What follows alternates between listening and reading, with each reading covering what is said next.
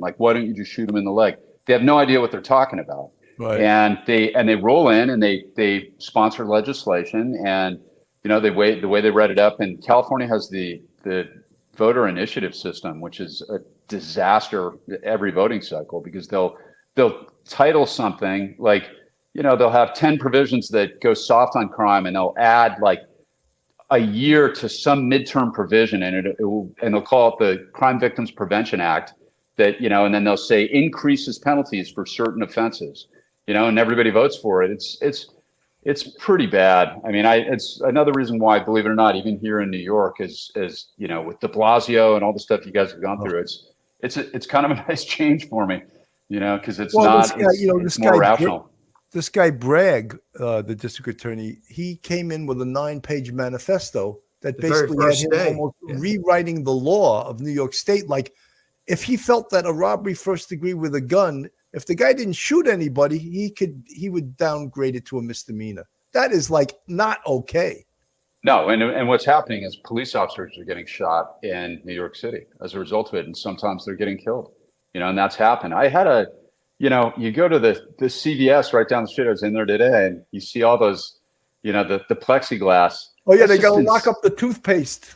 It's insane. And the thing is, that's not somebody who wants to go brush their teeth for your viewers. They're selling that stuff. That's all black market. It's rings. They're doing that for profit. And as a result, the margins are already really thin on those businesses, and people are losing their neighborhood drugstores as a result, and so we all suffer for that. That's exactly what, the Alvin Bragg thing. That's toxic empathy. It's like, he has a sense of empathy, and then it's toxic for everybody else. The criminal justice system is designed to have two zealous advocates, one for the prosecution, one for the defense, each lawyer zealously advocating for their position, a judge in the middle, and a jury following the law. And that's how it works.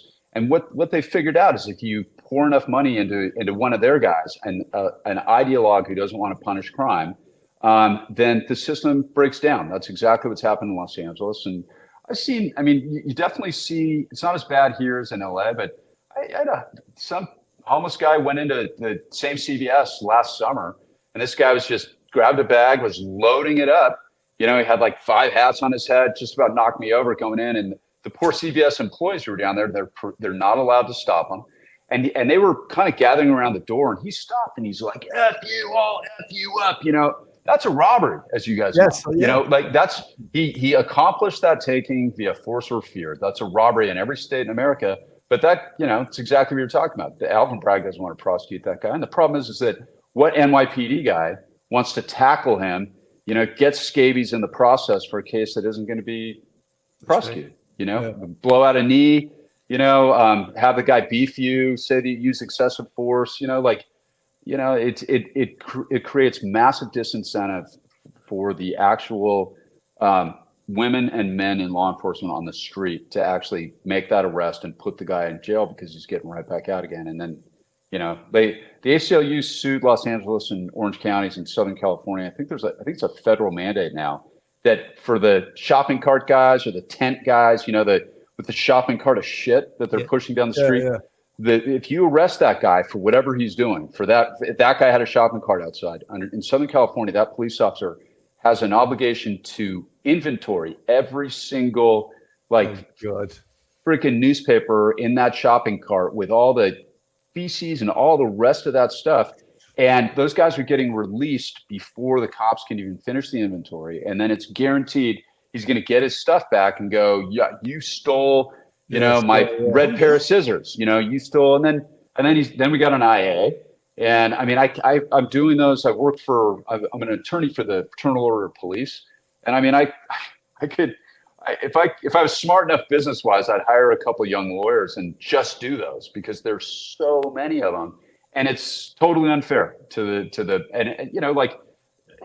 sorry to rant here, guys, but I believe the job of a defense lawyer is a sacrosanct thing in America. It really is, because what could be worse than being accused falsely of something you didn't do? And then those same people turn around and have no problem with false accusations against police officers. It's like the hypocrisy there is beyond rich. And I see, I've represented cops who screwed up really bad, and I've had some that were fired, that probably correctly, I understood why the police department had to do it, but I've had a lot more that literally did nothing wrong. And somebody's mom beefs them, or the homeless guy beefs them, and they wind up going through a whole, IA and internal affairs investigation. That takes 6 months, and they can't promote, and it sucks for them. And God forbid they actually have to, respond to a threat of deadly force, because then it's endless for those guys, Yeah. So anyway. Absolutely.